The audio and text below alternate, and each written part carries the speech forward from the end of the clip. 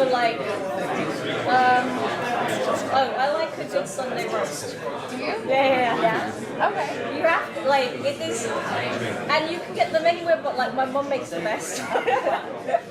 Yeah. But no, I'm like a massive Sunday roast fan. Really? Yeah, definitely. Oh my gosh. Like, you know, turkey, or like, I don't know, you can make something like roast beef, you know, Yorkshires. Yeah. You know, yeah. So it's like, that's my favourite thing ever. I like, you know, when I'm travelling, I know I've come home once you've got one of those. Yeah. And then probably like a full English breakfast. Yeah. Because they don't make them, like, and it's what's really bad is if you go to North America, they try and make you a full, it never works. It never works. And I'm like, way more expensive. And they're far too healthy as well. Not like ours is like dripping in, you know. That's true. I asked for like, I remember being in New York once and they had like this kind of, you know, it was like a ye olde whatever thing. And this full English cake, but there was no fried bread. And I was like, what? You can't have a full English without fried bread. I'm sorry. And how much do they charge you? That's what I want to know. I don't know, so here, in central London, maybe like £7 or £8. Yeah. And then in the United States, it's like 15, 16. Yeah, but I think though it depends, I mean, it depends. No, but my thing is that it's not even that good, and it's like freaking expensive. Yeah. I went recently. Well, see, the thing is here, we are, like that's, I think definitely kind of in the last sort of 3 to 5 years maybe. Like words like organic and locally produced and things like that. Like we're really into where our food comes from. Yeah. And if you can't say that on your menu, then you know it's a massive disadvantage. Yeah. As a restaurant, but that's something that we're like really proud of here is that we can say, you know, the eggs come from like for the like there are restaurants in Shoreditch, and cafes in Shoreditch that tell you the farm that their meat came from, their eggs came from, and yeah, I mean, I remember talking to, when the class was over from Juliet, things like organic food we have in supermarkets are free, and not a huge price difference between, you know, like non-organic and organic. And definitely, you know, and I understand it's a London thing, like if you go outside of London, you're going to have issues. But yeah, I mean, it's, you know, we like label our food, you lot apparently don't label our food. We know what's in our food by law, we don't. How food is made, we don't. Yeah, and there was recently a law that they tried to pass about, I think it was a California state law, that they tried to pass about what's in our food and like to label it exactly. And it completely did not pass at all. And it blew my mind because that's like, it's like the most simple like concept. Like, shouldn't you know where this beer comes? I mean, like, don't you want to know that, hey, I'm not drinking like pure chemicals right now? You know what I mean? Like, I mean, frankly, yeah. Yeah. Like I think that in Italy it's like that too. Like you label everything. Like, and I just assumed that California. I think it's a European Union directive. Yes, yeah. And I don't understand why this isn't like just a federal law in the United States in general. Like why it's even an issue and why people don't give a shit. Right? When I was because I went to university in the States, and my first ever breakfast experience was going to this it's like they had like an omelette bar. I use that term loosely. I really They had an omelette bar. Oh my god, what were your And so I went to the bar, and the woman asked, I'm not even going to try and do the accent, yeah? Okay. But she used this like, so I was just like, can I have an omelette? I don't know, like ham or something. And she's like, what kind of eggs do you want? And I went, what do you mean, what kind of eggs do you want? I'm like, the omelette kind, you know, I was like, I want an omelette. She's like, well, what kind of eggs do you want? I'm like, what do you mean, what kind of eggs do I want? I'm like, the chicken ones? She's like, well, and then she had these cartons. They have cartons of eggs that came in cartons. And they were, there was like half fat, 2% fat, basically, and then they poured them out of the carton. Yeah. And this was a very alien concept to me. I mean, it still is just generally. But I was just like, this country is strange. Story of my father when he first came to the United States. He came for my mom because they lived in Italy first. And then my parents, because my mom was born in the States, her parents were born in Italy. And then they went to live in Italy for 4 years. And they went to San Francisco, which is where I grew up. And my dad went to the grocery store and he saw someone being waxed on the apples. Yeah. To like make them shiny. Yeah. He like went up to the guy and was like, what the hell are you doing? And they were like, oh, we're just, this is the April. We're making the eggs, or the apples more, appealing. He's like, that's good, but why? And he's like, no, this is what they do in this country. And my dad, from that day forth, okay, I have always eaten apples in my parents' house with the skin completely taken. Because my father is petrified of the fact that he could be like eating like wax. He had like he's like, I don't understand why would you make this appealing. It's good for you. One, everybody knows apples are good for you. And like two, like I mean, you said you didn't even try to hide it from me, like the carton thing. Yeah. Here's these cartons, 2%, blah blah. It's out in the middle of like the middle of everybody wax on a freaking apple. And he's like, this country's so Yeah, you can do that. I think that we still do that with like lemons. So now you can get like waxed lemons and unwaxed lemons because it makes them like last longer. Yeah, okay. Yeah. But skin, Yeah. Oh, but like, okay, fair. but yeah, like it's just like you bite into the skin, and that my father will. Even my mom going to the farmer's market, be like, oh, don't worry, this is from the farmer's market. Wax it. He doesn't trust us. He like totally doesn't. And probably for good reason. Right? Yeah, I know. I was like, frankly, if I saw that out in the open, I was like, when I first came to San Francisco. Anyway. So, parents are from the Philippines. So, do you speak Tagalog? Okay, whatever. Filipino friends right up in I understand it enough when grown-ups are talking about me, Yeah. but I don't speak it back. Go back and be like, you suck. You've been to San Francisco, right? Sure, I think so. I might have driven through it. I haven't spent any great time there, but I'm sure I have gone through it. I did this kind of like trip. Yeah.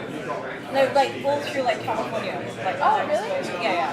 So I'm sure I've driven through it. I've just not spent any great time in it. Okay. Do you want to ask me a question?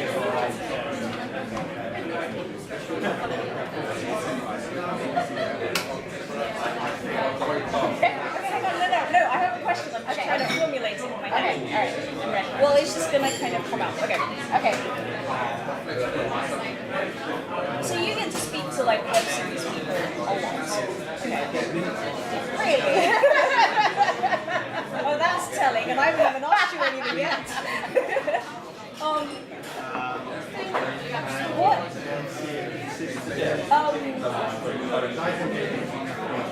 What are like the most kind of what are the most kind of common things that you learn about web series people?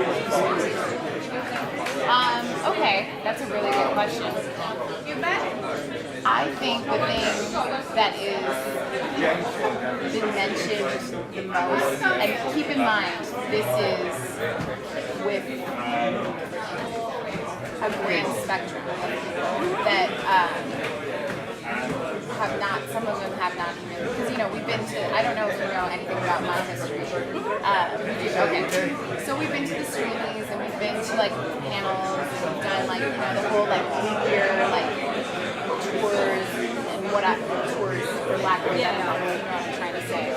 I think the thing that is, two things that are most frequently asked of us as a whole is how did you make your series successful? And then another thing that I frequently hear is not necessarily coming from web series creators and producers, but people on the other end of, oh, that's good enough for a web series. Right. And that is the most frustrating thing I have ever heard, and I hate it. I mean, I literally have yelled at people because I'm like, well, stop wasting my time, because this is what I do. This is my craft. This is where I work. This is how I'm paying my bills. Why are you trying to belittle my job, because I'm not trying to do that to you? We were at a screening of something, but that's all I'm going to say. And somebody said, oh, well, it's good enough for a web series. And An industry person said that? it was, I don't know. I'm just going to say that. And it took everyone to jump across the room and symbol them. Because that's what I feel like with our stuff is that it's very belittling. You know, we're really trying to make something, as you know, you're trying to make something worth the while of the audience, whether they come from television, all the time, this is what we want to watch, blah, blah, blah, blah, blah, or, people that solely watch things on the internet. You want to make it worth their while. That's 30 minutes of their life, or 22 minutes, or however much time you have. And that's time. And we don't have a lot of that these days, so why do you feel like you need to sacrifice the quality, And what is your definition, personally, of a successful web series? I think that there's a target audience of what makes things successful. You have to know who your audience is, who you're trying to reach out to, who you're watching.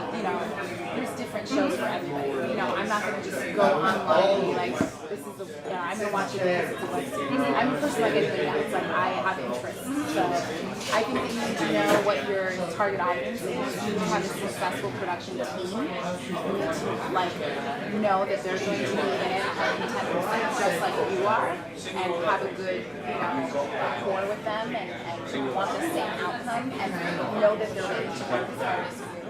And I mean, have a great script and great actors. Just like anything, just like any kind of production, just like any kind of anything in anything. And I think that that's the thing that frustrates me the most about the web, is that I feel like there's this really broad spectrum of really good quality work that I'm like, wow, I can't wait to watch more of this, next week, blah, blah, blah, blah, blah. And then there's other things that are like, why is it, and why do they have to match this is what makes my work like bullshit. I think that if you I think you probably only measure it retrospectively. I think, because I've had a lot of conversations recently with other creators about, their own kind of personal markers of success, and I think, I've previously said definitely with Fletcher, it was that I wanted, to personally, have something to talk about when I was, going for jobs at other agencies, and, so on and so forth. So for me, that show was successful for me, and I think for other people on it. But then, I think recently, and a fairly kind of prolific web series creator actually, and I have to agree with them, said that their mark of success, well, they knew their first season was successful because they weren't in exactly the same place starting their second season, their second series. Not? No. Okay. Making their second show than they were their first show.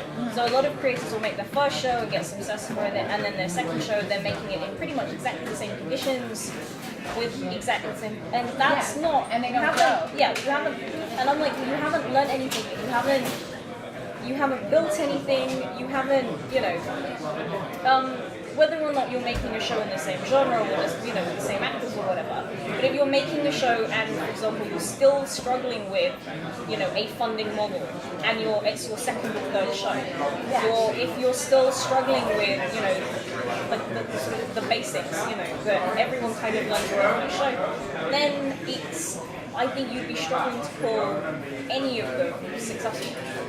But I always find it interesting what especially since a lot of creators, they're both the kind of writer, director, actor, whatever, and all of these shows are very much their babies. I think the metrics are different, especially on a personal level for other creators who make films. I'm just always interested. No, I think you're absolutely right. I think that's it's about growing. I think like we are nowhere near the same company that we were when we started Regulate. When we started Regulate, we were babies. We didn't really know what we were getting ourselves into because we had just started filming this web series kind of on a fluke because we just finished an independent movie rather, and somebody said that we should submit to the space contest. And we were like, 5 minutes? Sure, why not? And that's kind of how we got started. And I mean, I think that in the productions that we've done since then, you can tell each year, like, and I'm not trying to toot my own horn, but I think that you can tell that we're definitely.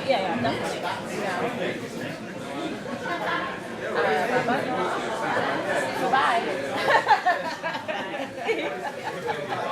Hang on. Here we go. Very good. Good sax.